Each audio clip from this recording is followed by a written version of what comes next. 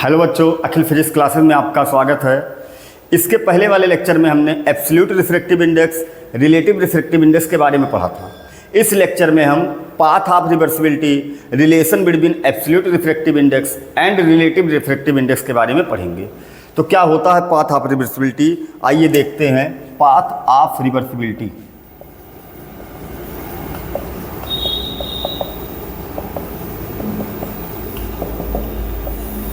it states that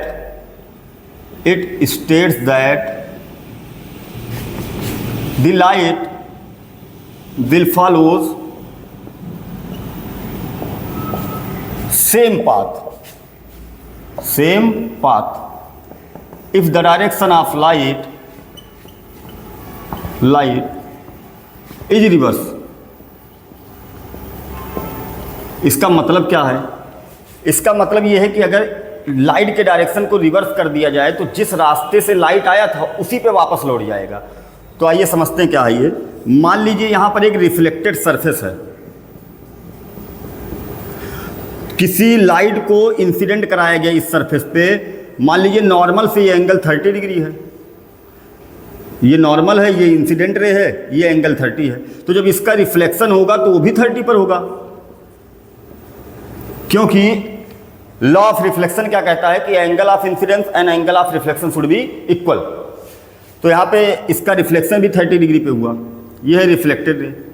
अगर हम क्या करें, लाइट के पाथ को रिवर्स कर दे। रिवर्स का मतलब जैसे इस रास्ते पे लाइट आया इस रास्ते से गया है, हम क्या करें, जिस रास्ते से लाइट रिफ्लेक्ट हुआ उसी पे इंसिडेंट करा दे लाइट को। तो क्या होगा, जैसे ये रास्ता इंसिडेंट रेज का डायरेक्शन है, तो जब इसका रिफ्लेक्शन होगा तो जिस रास्ते से आया था उसी रास्ते पे रिफ्लेक्ट हो जाएगा। आई बात समझ में? कैसे होगा देखना ध्यान से। जैसे ये इंसिडेंट रे का इस बार डायरेक्शन है, पहले क्या था, ये रिफ्लेक्टेड रे का डायरेक्शन था, इस बार ये इंसिडेंट रे का डायरेक्शन है। तो ये एंगल बनेगा एंगल ऑफ इंसिडेंस, ये बनेगा आई। तो जब इसका रिफ्लेक्शन होगा तो एंगल ऑफ रिफ्लेक्शन भी कितना होना चाहिए, 30। भाई आई की वैल्यू इधर से आते हुए 30 है, तो जाते हुए इधर से कितनी होगी, आई की वैल्यू 30, आर की वैल्यू 30, तो ये आर 30 होगा। इसका मतलब इसको इसी रास्ते पे रिफ्लेक्ट होना पड़ेगा। अगर लाइट को इधर से भेजे तो इस रास्ते पे गया, अगर लाइट को इस रास्ते पर भेज देंगे तो ये दूसरा पाथ ना चलते हुए उसी पाथ पर वापस लौट जाएगा। इसी को बोलते हैं पाथ ऑफ रिवर्सिबिलिटी। आई बात समझ में? तो इसमें हम क्या पढ़ने वाले हैं कि रिलेशन बिटवीन रिफ्रैक्टिव इंडेक्स है। ये है मीडियम 1 और ये है मीडियम 2। हमने क्या किया, पहले मीडियम में लाइट को इंसिडेंट कराया नॉर्मल से आई एंगल पर, ये है नॉर्मल। इसका रिफ्रैक्शन जो हुआ वो आर एंगल पर हुआ। अब हम क्या करना चाहते हैं, इसमें पाथ को रिवर्स कराना चाहते हैं। तो रिवर्स कैसे होगा, आपको पता है जब किसी मिरर पे लाइट नॉर्मली इंसिडेंट करता है तो लाइट क्या होगा, अपने पाथ पर रिवर्स हो जाएगा, अपने पाथ पे ही वापस चला जाएगा, ये आपको पता होगा। तो हम इसी पर क्या कर रहे हैं, इसको रिवर्स करना चाहते हैं। तो हम एक मिरर लगा देंगे और मिरर ऐसा सेटअप करेंगे कि जो मिरर हो वो 90 डिग्री पर हो, या ये बोल सकते हैं कि जो रिफ्रैक्टेड रे है उसको मिरर से नॉर्मली इंसिडेंट कराएंगे।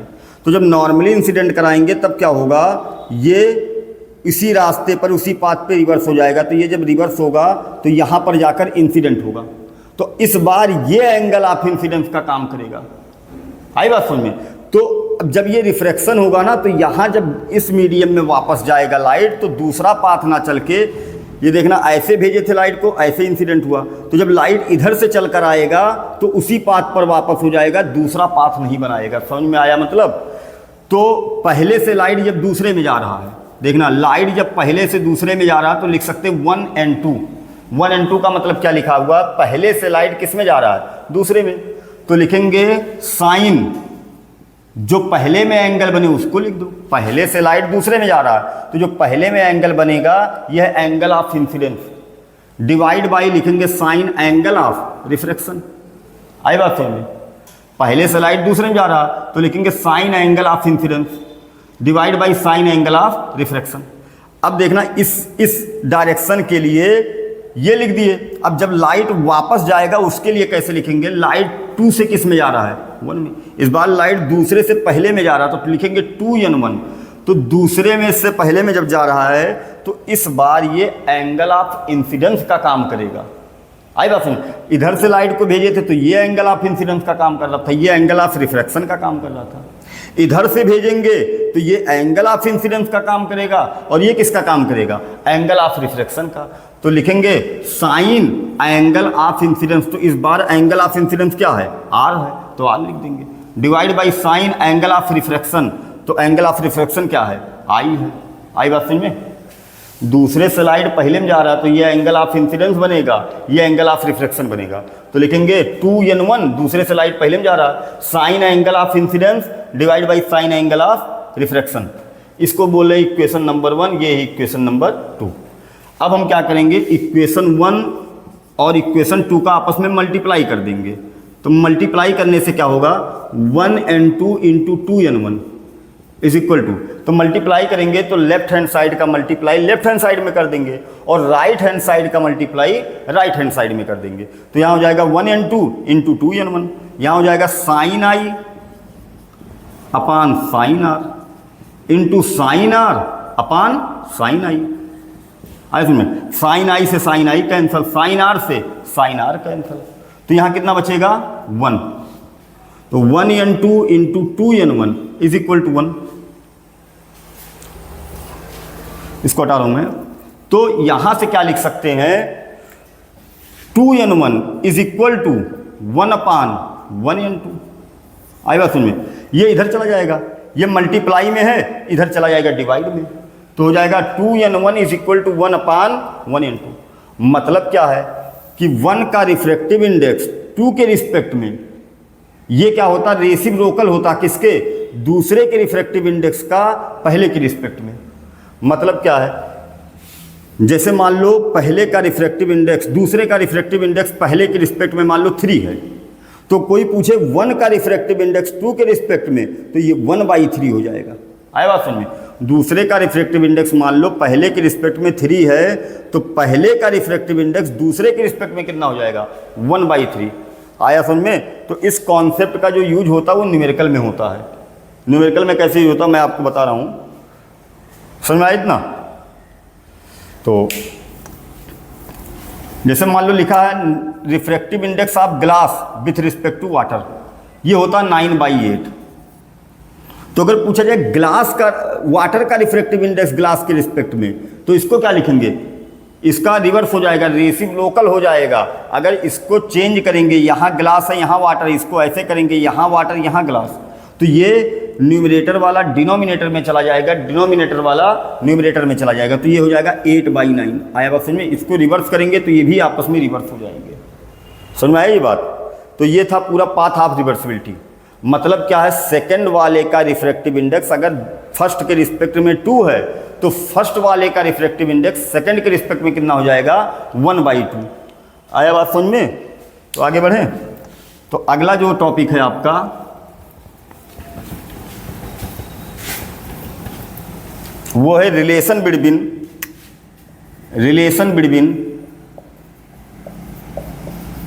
Absolute refractive index and relative refractive index. ये तो आप दोनों पढ़ चुके हैं। एब्सोल्यूट रिफ्रैक्टिव इंडेक्स क्या होता है, जब किसी मीडियम का रिफ्रैक्टिव इंडेक्स एयर के रिस्पेक्ट में निकालेंगे तो उसको बोलते हैं एब्सोल्यूट रिफ्रैक्टिव इंडेक्स। और जब दोनों मीडियम में से कोई भी मीडियम एयर ना हो, ना पहला मीडियम एयर हो ना दूसरा मीडियम एयर हो, तो वहाँ पर जो रिफ्रैक्टिव इंडेक्स निकालते हैं उसको बोलते हैं रिलेटिव। जैसे वाटर का रिफ्रैक्टिव इंडेक्स ग्लास के रिस्पेक्ट में निकालेंगे, या ग्लास का रिफ्रैक्टिव इंडेक्स डायमंड के रिस्पेक्ट में निकालेंगे, तो वहाँ बन जाएगा रिलेटिव रिफ्रैक्टिव इंडेक्स। तो क्या है रिलेशन इसका, जैसे मान लो एक मीडियम है यहाँ पर, मीडियम 1, और ये यहाँ पर एक दूसरा मीडियम है, मीडियम 2, और यहाँ एक तीसरा मीडियम है, मीडियम 3। 3 मीडियम है। मीडियम 1 मान लो ये इधर एयर है, ये ग्लास है, मान लो ये वाटर है, यहाँ पर फिर पहला मीडियम आ गया, जैसे ऊपर एयर है, यहाँ पर ग्लास है, यहाँ डायमंड है, फिर एयर आ गया, तो इसको हम मीडियम 1, मीडियम 2, मीडियम 3, तो इसको मीडियम 4 नहीं बोलेंगे, क्योंकि यहाँ भी इधर भी एयर है और इधर भी एयर है, तो दोनों मीडियम सेम होंगे, अलग अलग नहीं होंगे। आई बात समझ में। दोनों मीडियम सेम होंगे, अलग अलग नहीं होंगे। तो मान लो पहले मीडियम में लाइट आई एंगल पे इंसिडेंट किया है, पहले मीडियम में लाइट आई एंगल पे इंसिडेंट किया है, तो जब इसका रिफ्रैक्शन होगा तो कुछ ऐसे होगा। ये हम ये मान ले रहे हैं कि पहले का जो रिफ्रैक्टिव इंडेक्स है, पहले का रिफ्रैक्टिव इंडेक्स दूसरे का रिफ्रैक्टिव इंडेक्स तीसरे से ज़्यादा है। दूसरे का रिफ्रैक्टिव इंडेक्स तीसरे से ज़्यादा है। किसके रिस्पेक्ट में? एयर के रिस्पेक्ट में। तो एयर का मतलब 1 है, इधर भी एयर मान लो है, इधर भी एयर है, तो दूसरे का रिफ्रैक्टिव इंडेक्स तीसरे से ज़्यादा है, तो लाइट ऐसे बेंड हो जाएगा। अब ये बेंड हुआ, अब फिर यहाँ पर एक बार रिफ्रैक्शन हुआ, अब यहाँ पर दो बार रिफ्रैक्शन होगा, 3 बार रिफ्रैक्शन होगा, यहाँ होगा, इंटरफेस पे रिफ्रैक्शन होता है, तो एक बार यहाँ रिफ्रैक्शन होगा, एक बार यहाँ रिफ्रैक्शन होगा, एक बार यहाँ रिफ्रैक्शन होगा, 3 बार रिफ्रैक्शन होगा। तो इसलिए इस बार ना आप एंगल ऑफ रिफ्रैक्शन को R ना मान के R1 मान लो। क्या मान लो? R1। तो जब R1 यहाँ पर है, अब देखना यहाँ पे आके इंसिडेंट हुआ, तो लाइट पहले से दूसरे में जा रहा है। किससे किसमें? पहले से दूसरे में। तो हम क्या लिख सकते हैं इसके लिए? लाइट पहले से दूसरे में जा रहा है तो लिख सकते हैं 1n2 इज इक्वल टू, पहले में एंगल ऑफ इंसिडेंस कितना? साइन आई। पहले से लाइट दूसरे में जा रहा तो यहाँ लिखते हैं 1n2 sine of angle of incidence divide by sine of angle of refraction. R1 लिखेंगे क्योंकि एंगल ऑफ रिफ्रैक्शन इस बार R नहीं माने, क्या माने हैं? R1। तो ये है इक्वेशन नंबर 1। उसके बाद देखना लाइट जब सेकंड से थर्ड में जाएगा तब क्या होगा? तब भी बेंड होगा। हम ये मान ले रहे हैं कि ये वाला ज़्यादा डेंसर है, ये रेयरर है, थर्ड वाला रेयरर है। तो मान लो लाइट इस बार क्या होगा? जब ये डेंसर होगा, ये रेयरर होगा, तो इस बार अबे फ्रॉम दी नॉर्मल बेंड होगा। हम ये मान लिए सेकंड का रिफ्रैक्टिव इंडेक्स थर्ड से ज़्यादा है, तो सेकंड वाला डेंसर है, ये वाला रेयरर है, तो इस बार जब लाइट ऐसे आएगा तो ये अबे फ्रॉम दी नॉर्मल बेंड होगा, कुछ ऐसे ऐसे। आया समझ में? अब देखना ये एंगल R1 है तो ये भी एंगल कितना होगा? R1 होगा। क्यों? Alternate angle. देखना यहाँ पे ये भी नॉर्मल, यहाँ जेट टाइप का ये शेप बन रहा है, तो ये एंगल R1 होगा, तो ये भी कितना होगा? R1 alternate angle. तो ये दूसरे मीडियम पर क्या हुआ है? R1 एंगल पे क्या हुआ? इंसिडेंट हुआ। अब मान लो ये एंगल ऑफ रिफ्रैक्शन है R2, तो इसके लिए क्या लिख सकते हैं? लाइट दूसरे से किस में जा रहा है? तीसरे में, तो लिखेंगे 2n3। तो लिखेंगे यहाँ sine of angle of incidence, तो कितने दूसरे में कितने एंगल पे इंसिडेंट हुआ है? R1 एंगल पर। ये R1 जो होगा ये एंगल ऑफ इंसिडेंस का काम करेगा इस मीडियम के लिए। आया समझ में? तो यहाँ लिखेंगे साइन R1, और जब इस मीडियम में जा रहा तीसरे में, तो इसका एंगल ऑफ रिफ्रैक्शन कितना है? R2। तो दूसरे से लाइट तीसरे में जा रहा, सेकंड से थर्ड में जा रहा, तो लिखेंगे sign angle of incidence divide by sine angle of refraction. तो रिफ्रैक्शन एंगल कितना है? R2।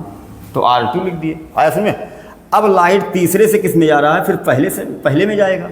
तो सबसे रेयरर मीडियम यही है, ये सबसे रेयरर है इन दोनों के कंपैरिजन में।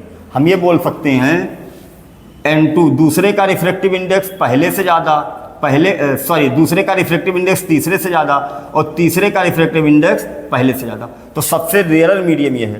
तो जब ये जाएगा बाहर तो ये अबे फ्रॉम दी नॉर्मल बेंड होगा, ऐसे कुछ। आया समझ में? कुछ ऐसे। अब देखना ये वाला एंगल, देखना सेम मीडियम है, ये मीडियम सेम है, तो ये वाला एंगल इसको बोलते हैं एंगल ऑफ इमर्जेंट। इसको बोलेंगे एंगल ऑफ इमर्जेंट। ये आई एंगल है, इसको कहेंगे एंगल ऑफ इमर्जेंट, क्योंकि ये इमर्जेंट रे है, ये इंसिडेंट रे है, ये आपका इमर्जेंट रे है, और ये बनेगा एंगल ऑफ इमर्जेंट।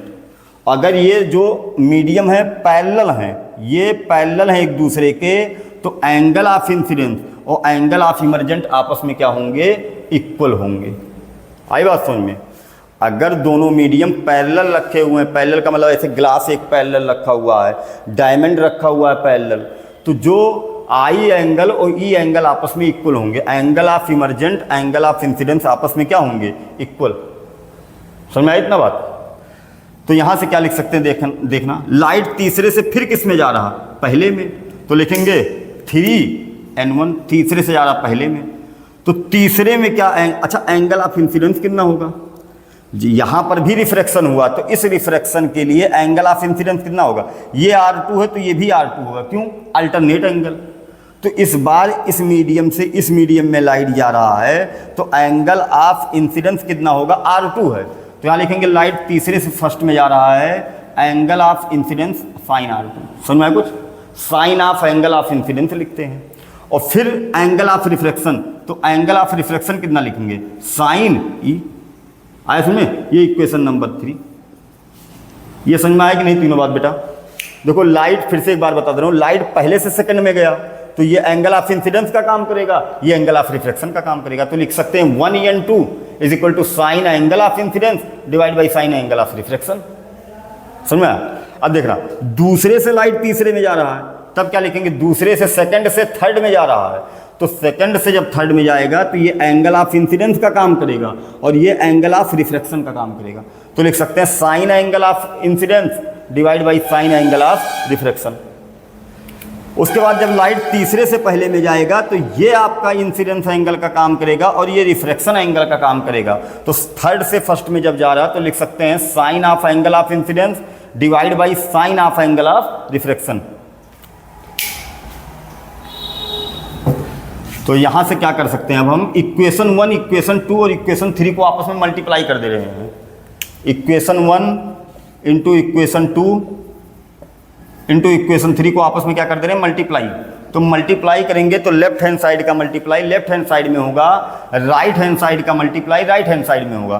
तो लिख सकते हैं 1n2 into 2n3 into 3n1 is equal to right hand side का मल्टीप्लाई राइट हैंड साइड में होगा, लेफ्ट हैंड साइड का मल्टीप्लाई लेफ्ट हैंड साइड में होगा। तो इन तीनों को आपस में मल्टीप्लाई कर देंगे तो देखना क्या हो, लिख सकते हैं sine i divide by sine R1 into sine R1 divide by sine R2। फिर लिख सकते हैं sine R2 divide by sine e. आया बात में? तीनों इक्वेशन को आपस में मल्टीप्लाई कर दिए हैं। साइन आई यहाँ पर, सॉरी, आई और ई आपस में इक्वल है। ये बताए थे कि जब पैरेलल स्लैब अगर रखे होंगे, पैरेलल अगर मान लो मीडियम रखा हुआ, तो आई और ई आपस में क्या होगा? इक्वल। तो साइन आई और साइन ई इक्वल है, तो साइन आई और साइन ये कैंसिल, आई और ई आपस में इक्वल है तो ये कैंसिल हो जाएगा। Sign R2 cancel, sign R1 cancel, क्या बचेगा? 1। तो 1n2 into 2n3 into 3n1 is equal to 1। समझ में आया? अब देखना, यहां से लिख सकते हैं 2n3 इज इक्वल टू ये और ये मल्टीप्लाई में इसको 1 के नीचे लेके चले जाएंगे डिवाइड में। तो यहां से क्या लिख सकते हैं? हाँ, एक चीज़ आपको इसके पहले मैं बताया हूं, 1n2 तो ऐसे लिख देंगे, इसको लिख सकते हैं 2n3 और 3n1 को लिख सकते हैं 3n1 को लिख सकते हैं 1/n31। ये आपको बताएं इसके पहले वाले कि अगर इसको रिवर्स करेंगे तो ये 1 हो जाएगा, रेसिप्रोकल हो जाएगा। तो यहाँ 3 था, यहाँ 1 था, हम इसको यहाँ 1 बना रहे हैं, यहाँ 3 बना रहे हैं। क्यों बना रहे हैं ये सुनना। ये लिखा रिलेटिव रिफ्रैक्टिव इंडेक्स, 3 का रिफ्रैक्टिव इंडेक्स दूसरे के रिस्पेक्ट में, तो ये है रिलेटिव। और ये क्या लिखा हुआ? तीसरे का रिफ्रैक्टिव इंडेक्स 1 के रिस्पेक्ट में, तो 1 को हमने एयर माना था, 1 को डेरिवेशन में हमने क्या माना था? एयर। तो ये लिखा है एब्सोल्यूट रिफ्रैक्टिव इंडेक्स ऑफ 3, ये लिखा है एब्सोल्यूट रिफ्रैक्टिव इंडेक्स ऑफ 2 का एब्सोल्यूट रिफ्रैक्टिव इंडेक्स, ये लिखा है 3 का रिफ्रैक्टिव इंडेक्स एब्सोल्यूट, ये लिखा है तीसरे का रिफ्रैक्टिव इंडेक्स दूसरे के रिस्पेक्ट में, तो ये क्या है? एब्सोल्यूट रिलेटिव रिफ्रैक्टिव इंडेक्स है। तो यहाँ से हम इसको सॉल्व कर सकते हैं। 2n3 इज इक्वल टू, ये 1 है, इसको इस साइड में लेके चले जाएंगे, डिवाइड में इधर चला जाएगा तो हो जाएगा 1n3, और ये मल्टीप्लाई में है, ये इधर आ जाएगा डिवाइड में, तो ये हो जाएगा 1n2। ये है आपका रिलेशन। रिलेशन का मतलब होता है एक ऐसा इक्वेशन बना दो जिसमें दोनों आ जाएं। तो ये क्या है? ये है रिलेटिव रिफ्रैक्टिव इंडेक्स, और ये क्या है? ये दोनों कैसे हैं? एब्सोल्यूट रिफ्रैक्टिव इंडेक्स हैं ये दोनों। आया समझ में? फर्स्ट को हमने एयर माना था, तो ये क्या लिखा है? 3 का रिफ्रैक्टिव इंडेक्स एयर के रिस्पेक्ट में, तो उसे एब्सोल्यूट कहेंगे। ये क्या है? सेकंड का रिफ्रैक्टिव इंडेक्स किसके रिस्पेक्ट में? एयर के रिस्पेक्ट में, उसको भी एब्सोल्यूट कहेंगे। और यह है तीसरे का रिफ्रैक्टिव इंडेक्स दूसरे के रिस्पेक्ट में, तो इसको क्या कहेंगे? इसको कहेंगे रिलेटिव। आया बात समझ में? तो लिखने का तरीका क्या होगा? ये न्यूमेरिकल में काम आता है, ये बेटा न्यूमेरिकल के लिए बहुत ज़रूरी फार्मूला है ये। तो लिखने का तरीका क्या है? जिसका रिफ्रैक्टिव इंडेक्स चाहिए, जैसे मान लो ये लिखा 3 का रिफ्रैक्टिव इंडेक्स, किसके रिस्पेक्ट में? सेकंड के रिस्पेक्ट में। तो जिसका रिफ्रैक्टिव इंडेक्स चाहिए उसको हम न्यूमरेटर में लिख देंगे, न्यूमरेटर में।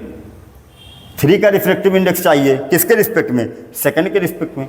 तो जिसका रिफ्रैक्टिव इंडेक्स पूछा गया हो उसको न्यूमरेटर में लिख दो, और जिसके रिस्पेक्ट में पूछा जाएगा उसको डिनोमिनेटर में लिख दो। आई बात समझ में? जिसका रिफ्रैक्टिव इंडेक्स पूछा जाएगा उसको न्यूमरेटर में लिखेंगे। जैसे 3 का रिफ्रैक्टिव इंडेक्स पूछा गया है, किसके रिस्पेक्ट में? सेकंड के रिस्पेक्ट में। तो 3 का रिफ्रैक्टिव इंडेक्स न्यूमरेटर में लिखेंगे, और जिसके रिस्पेक्ट में पूछा जाएगा उसको डिनोमिनेटर में लिखेंगे। और यहाँ पर कुछ नहीं है, देखो कुछ नहीं, मतलब रिफ्रैक्टिव इंडेक्स किसी ना किसी के रिस्पेक्ट में होता है। तो यहाँ पर लिख देंगे एयर, एयर का मतलब 1, और यहाँ लिख देंगे एयर। आया बात समझ में? तो ये फार्मूला आपका ड्राइव होके आया। यूज कहाँ है इसका? यूज इतना है बेटा समझ में? तो ऐसे क्वेश्चन आपको मैं बता दे रहा हूँ, एक क्वेश्चन से समझा दे रहा हूँ इस फार्मूले का मतलब। Question, the refractive index of water is 4/3। The refractive index of water is 4/3। तो वाटर का रिफ्रैक्टिव इंडेक्स 4/3 कुछ नहीं अगर बोला जाएगा ना, किसी के रिस्पेक्ट में नहीं बोला गया है, तो हम क्या मानेंगे? एयर। कभी भी क्वेश्चन ऐसा हो कि किसी के रिस्पेक्ट में नहीं बोला गया, जैसे refractive index of water is 4/3। देखो रिफ्रैक्टिव इंडेक्स किसी ना किसी के रिस्पेक्ट में होता है, लेकिन यहाँ कुछ नहीं बोला गया, तो हम क्या मान लेंगे? एयर मानेंगे। आई बात समझ में? तो refractive index of water is 4/3 and refractive index of glass, refractive index of glass is 3/2। ये भी एयर के रिस्पेक्ट में है।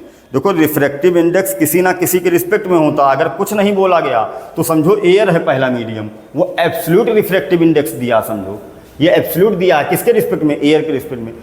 तो the refractive index of water is 4/3 and refractive index of glass is 3/2। Find the refractive index of glass with respect to water and refractive index of water with respect to glass। आई बात समझ में? Question क्या क्या पूछा है ये बता रहा हूं मैं। क्वेश्चन में दिया गया क्या क्या गिवन है? Refractive index of water is 4/3। Refractive index of water is 4/3। तो वाटर का रिफ्रैक्टिव इंडेक्स ऐसे लिखेंगे 4/3, किसके रिस्पेक्ट में? एयर के रिस्पेक्ट में। फिर क्वेश्चन क्या है? Refractive index of glass is 3/2। तो ग्लास का रिफ्रैक्टिव इंडेक्स दिया है 3/2, कुछ नहीं बोला गया, तो किसके रिस्पेक्ट में? एयर के रिस्पेक्ट में। क्वेश्चन क्या पूछा गया है? Refractive index of glass with respect to water, refractive index of glass with respect to water, ये क्वेश्चन है आपका। फिर दूसरा सेकंड क्वेश्चन क्या है?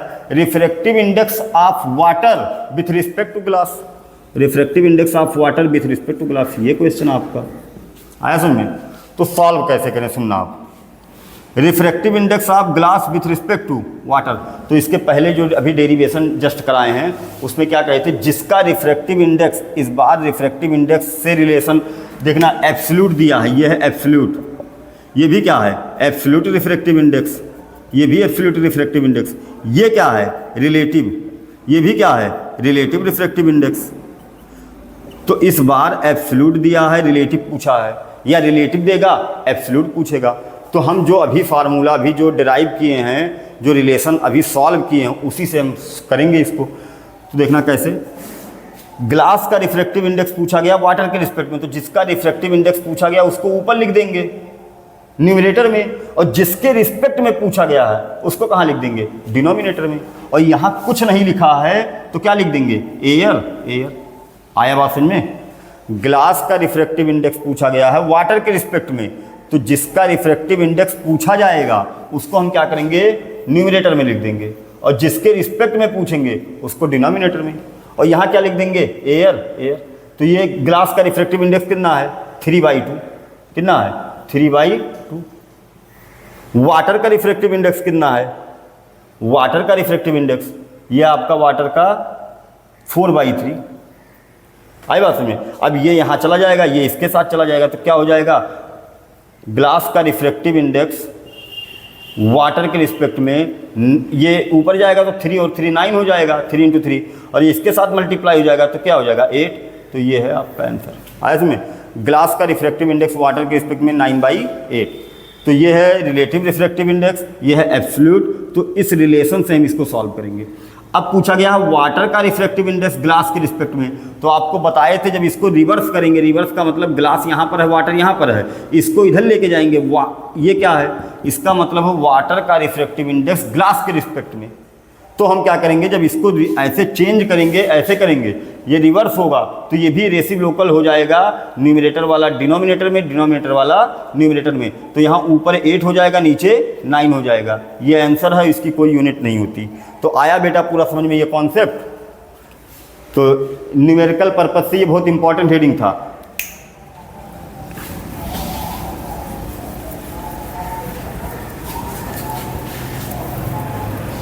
तो हमने रिफ्रैक्टिव इंडेक्स के 5 फार्मूले पढ़ चुके। पहला फार्मूला क्या था, एक बार पूरा आपसे बता दे रहा हूं मैं। पहला क्या था, 1n2 = sin I/sin r। Light जब पहले से दूसरे में जाएगा तो ये फार्मूला आपका बनेगा फर्स्ट। ये फार्मूला न्यूमेरिकल में तब अप्लाई करेंगे जब एंगल गिवन हो या एंगल पूछा गया हो, एंगल दिया हो या एंगल पूछा गया हो। दूसरा फार्मूला आपका क्या है, 1n2 = पहले से लाइट दूसरे में जा रहा तो लिख सकते हैं पहले में स्पीड डिवाइड बाई दूसरे में स्पीड। ये सेकंड फार्मूला है। ये फार्मूला तब यूज करेंगे जब स्पीड गिवन हो या स्पीड पूछा गया हो। आई बात समझ में? थर्ड फार्मूला क्या था आपका, n = इसको बोलते थे एब्सोल्यूट रिफ्रैक्टिव इंडेक्स। किसी भी मीडियम का रिफ्रैक्टिव इंडेक्स किसके रिस्पेक्ट में, एयर के। तो n बराबर क्या लिख सकते हैं, C/d। ये फार्मूला तब अप्लाई करेंगे जब दोनों मीडियम में से एक मीडियम एयर हो और क्वेश्चन वेलोसिटी से रिलेटेड हो, स्पीड से रिलेटेड हो, तब ये फार्मूला यूज करेंगे। दोनों में से एक मीडियम एयर हो और क्वेश्चन स्पीड से रिलेटेड हो, तब ये फार्मूला यूज करेंगे। फोर्थ फार्मूला क्या है, 1n2 = 1/2n1। ये फोर्थ फार्मूला है। आया समझे? फिफ्थ वाला फार्मूला क्या है, n 2 3, चाहे जो लिख दो, चाहे यहाँ लिखो 2 यहाँ लिखो, उससे कोई मतलब नहीं है।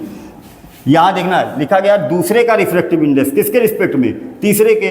तो लिखेंगे दूसरे का रिफ्रैक्टिव इंडेक्स ऊपर, जिसका रिफ्रैक्टिव इंडेक्स पूछा गया उसको न्यूमरेटर में रखेंगे, जिसके रिस्पेक्ट में पूछा जाएगा उसको रखेंगे डिनोमिनेटर में। और यहाँ कुछ नहीं है तो इसको क्या मान लेंगे, 1 1 1 का मतलब एयर। आया इसमें? तो ये 5 फार्मूला आप पढ़ चुके रिफ्रैक्टिव इंडेक्स से। न्यूमेरिकल में जैसा जहाँ यूज होगा वैसे अप्लाई करेंगे। ठीक है।